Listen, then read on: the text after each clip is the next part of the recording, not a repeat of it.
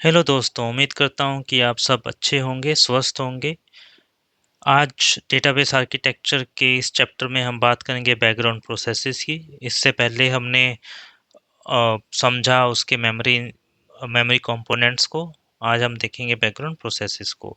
जब हमने शुरू में बात करी थी, हमने बात करी थी डेटाबेस इंस्टेंस की, तो हमने बात करी थी instance is nothing is a memory plus background processes. Right. तो मेमोरी पे हम पहले ऑलरेडी देख चुके हैं, इसको समझ चुके हैं। हमने अपने लास्ट 4 और 5 वीडियोस बनाए हैं जिसमें हमने मेमोरी कंपोनेंट में डिटेल में बात करी है, और आज हम बात करेंगे बैकग्राउंड प्रोसेसेस को लेकर। और ऐसे तो ओरेकल डेटाबेस में अप्रोक्सीमेटली 37 to 40 बैकग्राउंड प्रोसेसेस हैं, बट उनमें से जो है 6 और 7 बैकग्राउंड प्रोसेसेस बहुत इंपॉर्टेंट हैं। वो मैंडेटरी बैकग्राउंड प्रोसेसेस हैं जिनके बिना आपका डेटाबेस इंस्टेंस स्टार्ट नहीं हो सकता।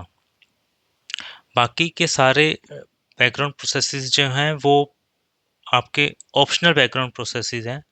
अगर तो पहले हम ये समझते हैं कि मैंडेटरी और ऑप्शनल का मतलब क्या है। मैंडेटरी बैकग्राउंड प्रोसेसेस का मतलब है कि अगर इन बैकग्राउंड प्रोसेस को किसी ने किल कर दिया, लाइक डीबीडब्ल्यूएन को हमने किल कर दिया, चेक पॉइंट को कर दिया या एसमोन को कर दिया, तो आपका इंस्टेंस इमीडिएटली अबॉर्ट हो जाएगा, टर्मिनेट हो जाएगा। बिना मैंडेटरी बैकग्राउंड प्रोसेस के आपका इंस्टेंस रन नहीं कर सकता। वहीं अगर ऑप्शनल बैकग्राउंड प्रोसेस की बात करें और कोई उसको किल कर देता है तो वो रीस्टार्ट हो जाएंगे। इससे आपके डेटाबेस इंस्टेंस पे कोई इम्पैक्ट नहीं आता। राइट। आपको चेक करना है कौन सा बैकग्राउंड प्रोसेस है, कितने हैं, तो आप वीडियो सेशन पे ये क्वेरी करके रन करके देख सकते हैं अपने बैकग्राउंड प्रोसेसेस को। हम ओएस लेवल पे भी चेक कर सकते हैं पीएस हाइफन ग्रेप करके। नॉर्मली जब भी हमें ये चेक करना है कि डेटाबेस इंस्टेंस अप है या नहीं है, तो हम नॉर्मली पीएस हाइफन ग्रेप पीमोन करते हैं, क्योंकि अगर पीमोन चल रहा है तो इसका मतलब है, या एसमोन चल रहा है तो इसका मतलब है हमारा इंस्टेंस वहाँ पे एग्जिस्ट करता है। क्योंकि बिना पीमोन, एसमोन या इन 7 मैंडेटरी बैकग्राउंड प्रोसेसेस के बिना आपका इंस्टेंस रन नहीं कर सकता। तो वो कौन-कौन से मैंडेटरी बैकग्राउंड प्रोसेसेस हैं, उनमें हमारे पास हैं DBWN, LGWR, checkpoint, SMON, PMON, listener register and the PMAN. हम इन सभी को डिटेल में पढ़ेंगे। डीबीडब्ल्यूएन DBWN background process is responsible for writing the dirty buffers or dirty blocks from database buffer cache to data file on disk। जब हमने पहले database buffer cache की बात करी थी, तो आपको याद होगा कि हमने LRU लिस्ट की बात करी थी और राइट लिस्ट की बात करी थी। तब हमने बोला था कि जब भी हमें फ्री बफर की रिक्वायरमेंट होती है तो सर्वर प्रोसेस LRU लिस्ट को रीड करता है, और अगर उसे कोई भी डर्टी ब्लॉक मिलता है तो एलआरयू लिस्ट से वो डर्टी ब्लॉक आपके राइट लिस्ट में आ जाता है, और फ्रॉम राइट लिस्ट से डीबीडब्ल्यूएन उसको राइट करता है डेटा फाइल्स में। तो डेटा डर्टी ब्लॉक्स को लिखने का काम जो डेटा फाइल्स में है वो डीबीडब्ल्यूएन ही करता है। इसके ट्रिगर पॉइंट क्या हो सकते हैं, अगर आपको याद है तो एक तो हमने वहीं बात करी थी कि जब भी वो फ्री ब्लॉक को ढूंढने जाता है और उसको फ्री ब्लॉक नहीं मिलता, वो एक थ्रेशोल्ड तक जाता है, उस फ्री ब्लॉक नहीं मिलता तो डीबीडब्ल्यूएन को ट्रिगर कर देता है। राइट। तो कुछ ट्रिगरिंग इवेंट हैं जिस पर डीबीडब्ल्यूएन लिखता है। एक तो है कि अगर वो थ्रेशोल्ड वैल्यू को रीच कर जाता है, डर्टी बफर्स एक थ्रेशोल्ड वैल्यू को रीच कर जाते हैं, तो डीबीडब्ल्यूएन ट्रिगर हो जाता है कि अब लिखने का टाइम आ गया है डर्टी बफर्स को डेटा फाइल में। अगर हम डेटाबेस को ग्रेजुअली शट डाउन करते हैं तब भी डीबीडब्ल्यूएन डर्टी बफर्स को डेटा फाइल में लिखता है। Every 3 second other triggering point, जब चेक पॉइंट इशू होता है, चेक पॉइंट भी ट्रिगर करता है डीबीडब्ल्यूएन को कि वो डर्टी ब्लॉक्स को डेटा फाइल में लिखे। इसी तरह अगर टेबल स्पेस को ऑनलाइन ऑफलाइन किया जाता है तब भी डीबीडब्ल्यूएन को ट्रिगर किया जाता है कि वो डर्टी ब्लॉक्स को डेटा फाइल में लिख दे। नेक्स्ट है हमारा एलजीडब्ल्यूआर, लॉग राइटर। जब हमने रीडू लॉग बफर की बात करी थी कि रीडू लॉग बफर से रीडू एंट्रीज को लिखा जाता है। तो लिखने का काम कौन करता है? LGWR। LGWR responsible to write the redo log buffer to the redo log files to make it permanent. क्योंकि रीडू लॉग बफर्स जब हमने बात करी थी वो सर्कुलर है, राइट? तो वहाँ पे जितनी एंट्रीज आती हैं वो एंट्रीज LGWR की रिस्पॉन्सिबिलिटी है उन एंट्रीज को रीडू लॉग फाइल्स में लिखने का। बट अगेन इस कब ये ट्रिगर होता है उसके भी आइटम है। जब भी यूज़र प्रोसेस अपनी ट्रांजैक्शन को कमिट या रोल बैक करता है तब LGWR ट्रिगर होता है। जब भी लॉग स्विच होता है तब LGWR ट्रिगर होता है। या redo log buffer 1 MB change हो जाता है या 1/3 फुल हो जाता है तब वो LGWR को ट्रिगर करता है कि वहाँ से डेटा को रीडू लॉग बफर से रीडू लॉग फाइल में लिखा जाना चाहिए। और जब DBWN ट्रिगर होता है but before DBWN LGWR files में इसको राइट होता है। LGWR रीडू लॉग बफर से रीडू लॉग फाइल में राइट करता है। तो बिफोर भी DBWN LGWR अपना काम करेगा। और ये कैसे आइडेंटिफाई होता है? ये राइट अहेड प्रोटोकॉल के थ्रू ये चीज़ें मैनेज होती हैं कि जब DBWN लिख रहा है DBWN से पहले LGWR लिखेगा। एवरी 3 सेकेंड LGWR ट्रिगर होता है और रीडू लॉग बफर से रीडू लॉग फाइल्स में लिखता है। अभी आपको लग रहा होगा कंफ्यूजिंग है, ऐसा कंफ्यूजन नहीं है। आप आराम से बैठ के इसको समझेंगे तो आपको क्लियर हो जाएगा। 6 बैकग्राउंड प्रोसेसेस हैं, हर प्रोसेस का अपना एक वर्क है और वो अपने अपने टाइम पे ट्रिगर होते हैं जो कि DBWN डेटाबेस बफर कैशे से डेटा फाइल में लिखता है, LGWR रीडू लॉग बफर से रीडू लॉग फाइल्स में लिखता है।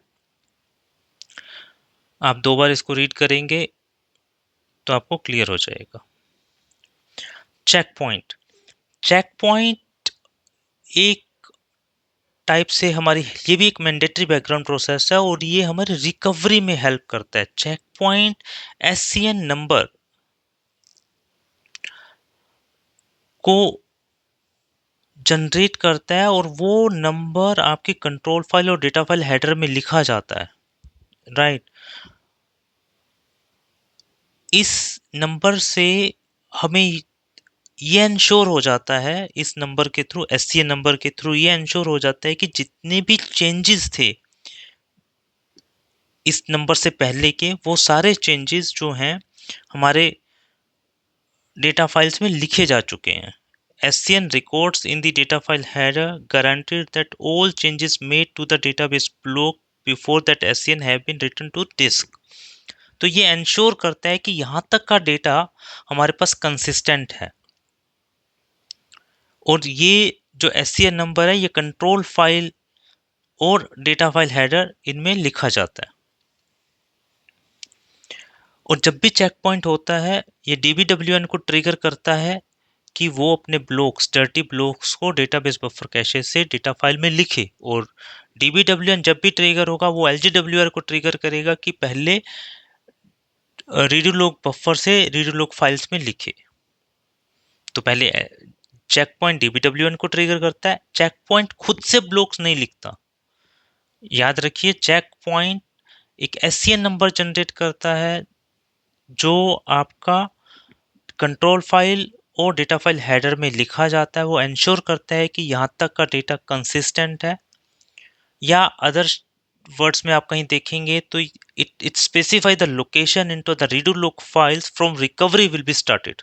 ऑफ कोर्स क्योंकि यहाँ तक का डेटा कंसिस्टेंट है, उसके बाद अगर डेटाबेस इंस्टेंस क्रैश होता है तो कितनी रिकवरी होनी है वो चेक पॉइंट के इस नंबर SCN नंबर से जो है कैलकुलेट होता है या डिफाइन होता है, राइट? तो चेक पॉइंट DBWN को ट्रिगर करता है और DBWN से पहले LGWR अपना काम फिनिश करता है। नेक्स्ट है SMON system monitor process. System monitor process instance recovery के लिए रिस्पॉन्सिबल है। ये भी एक मैंडेटरी बैकग्राउंड प्रोसेस है और ये इंस्टेंस रिकवरी के लिए रिस्पॉन्सिबल है। लेट्स सपोज आपने एक ट्रांजैक्शन करी,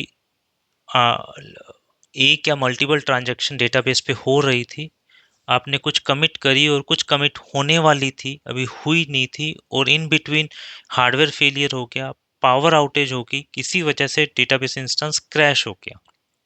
तो जब डेटाबेस इंस्टेंस अप होगा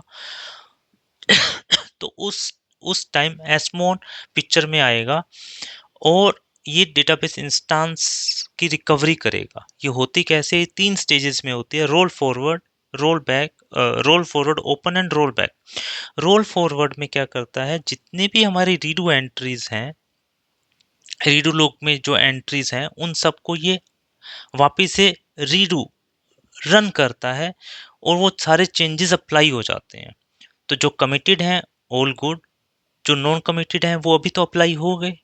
उसके बाद डीबी अप होगा एंड देन रोल बैक होगा, क्योंकि जो ट्रांजैक्शंस कमिटेड नहीं है वो रोल बैक हो जाएंगी और हमारी ओल्ड इमेज जो कि अनडू टेबल स्पेस में रहती है, वो हमारी परसिस्टेंट इमेज है, ओल्ड इमेज है, कमिटेड इमेज है, वो हमारी रिटेन हो जाएगी।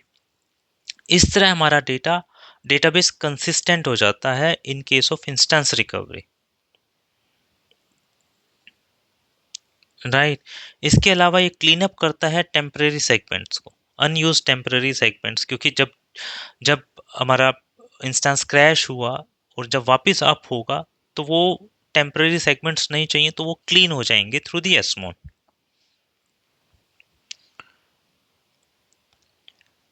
नेक्स्ट है पीमोन प्रोसेस मॉनिटर। जैसे एसमोन आपके इंस्टेंस रिकवरी के लिए रिस्पॉन्सिबल है, पीमोन आपका प्रोसेस की रिकवरी के लिए रिस्पॉन्सिबल है। कभी कभी जब हमारे प्रोसेस चल रहे हैं वो टर्मिनेट हो जाते हैं, हम उनको किल कर देते हैं, या वो टर्मिनेट हो जाते हैं किसी वजह से, कोई किल कर देता है, तो उन प्रोसेस को क्लीन अप करने का काम पीमोन करता है। Clean up database buffer cache, free the resource that use, क्योंकि जब आपने कुछ चलाया, कुछ प्रोसेस रन किया और उस प्रोसेस ने कुछ लोक लिया, राइट, और वो टर्मिनेट हो गया, तो वो क्लीन अप करने का जो सारा काम है, जो वर्क है, वो पीमोन करता है। It release the locks as well, तो वो रिसोर्सेज को फ्री करता है। अगर आप स्क्रीन पे देखें तो फेल्ड यूजर प्रोसेस है जो बना हुआ है, अगर ये फेल्ड हो जाता है तो पीमोन की रिस्पॉन्सिबिलिटी है कि वो उसको क्लीन अप करेगा, और अगर कोई रिसोर्स पे लोक लगा है तो उसको वो रिलीज कर देगा। Next is P man process manager. इसके भी ये भी कुछ प्रोसेसेस के लिए रिस्पॉन्सिबल है, उनको स्पॉन करने और स्टॉप करने का काम करता है। एक तो है डिस्पैचर, राइट, ये शेयर सर्वर से लिंक है, हम इस पे अभी बात नहीं करेंगे। तो शेयर सर्वर में डिस्पैचर और शेयर सर्वर प्रोसेसेस के लिए स्पॉन और स्टॉप करने का जो जो रिस्पॉन्सिबिलिटी है वो पीमैन के पास होती है। उसी तरह जॉब क्यू प्रोसेसेस के लिए भी पीमोन के पास है। रिस्टार्टेबल बैकग्राउंड प्रोसेसेस को भी मैनेज करने का काम पीमैन के पास है। Next is listener registration process, LRG. ये भी एक मैंडेटरी बैकग्राउंड प्रोसेस है। अगर आपको याद होगा तो हमने इनिशियल वीडियोस में बात करी थी, जब आप एक कनेक्शन बनाते हैं, जब आप एक रिक्वेस्ट सेंड करते हैं, तो एक सर्वर आपकी रिक्वेस्ट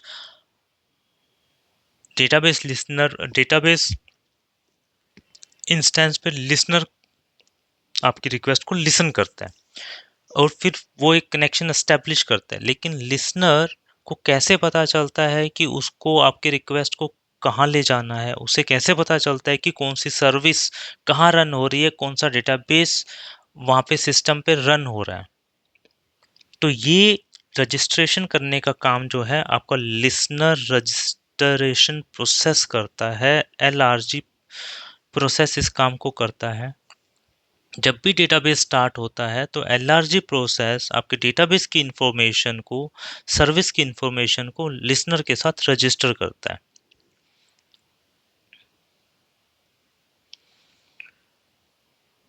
जब भी इंस्टेंस स्टार्ट होता है, LRG attempt to connect to the listener. If the listener is running, LRG process pass the information to it. तो लिसनर के साथ लिसनर को रिक्वायर्ड इंफॉर्मेशन और सर्विसेज जो डेटाबेस पे रन हो रही है उसकी वो इंफॉर्मेशन को रजिस्टर करने का जो काम है वो LRG प्रोसेस करता है। तभी हमारे लिसनर को ये पता रहता है कि कौन सी रिक्वेस्ट आ रही है और उस रिक्वेस्ट को किस सर्विस के साथ बाइंड करना है। ओके, तो अभी हमने बात करी मैंडेटरी 7 बैकग्राउंड प्रोसेसेस की। One is LRG, second is PMAN, third is PMON, fourth is SMON, checkpoint, sixth LGWR and DBWN. These are the mandatory background processes जिसके बिना आपका इंस्टेंस रन नहीं हो सकता। और अगर हम इस बैकग्राउंड प्रोसेस को किल कर दें, इनमें से किसी भी बैकग्राउंड प्रोसेस को किल कर देंगे तो आपका डेटाबेस इंस्टेंस डाउन हो जाएगा। इसके अलावा की जो प्रोसेसेस हैं वो ऑप्शनल बैकग्राउंड प्रोसेसेस हैं, like archiver process. Archiver process, अगर हमारा डेटाबेस आर्काइव मोड में है तो आर्काइवर प्रोसेस इंफॉर्मेशन, रीडू की इंफॉर्मेशन को आर्काइव फाइल्स में लिखने का काम करता है। अगर हम इसको किल कर देते हैं तो ये वापस से रीस्टार्ट हो जाता है। ये डेटाबेस इंस्टेंस को डाउन नहीं करता है, डेटाबेस इंस्टेंस के ऊपर इसका कोई इम्पैक्ट नहीं आता है। लेकिन मैंडेटरी बैकग्राउंड प्रोसेस में से अगर किसी को भी किल करते हैं तो हमारा इंस्टेंस डाउन हो जाता है। होप आपको ये क्लियर होगा। अगर कोई डाउट हो कमेंट करें, मैं उसका आंसर करने की कोशिश करूंगा। इसी के साथ आज का वीडियो हम ख़त्म करते हैं। Thank you, bye bye.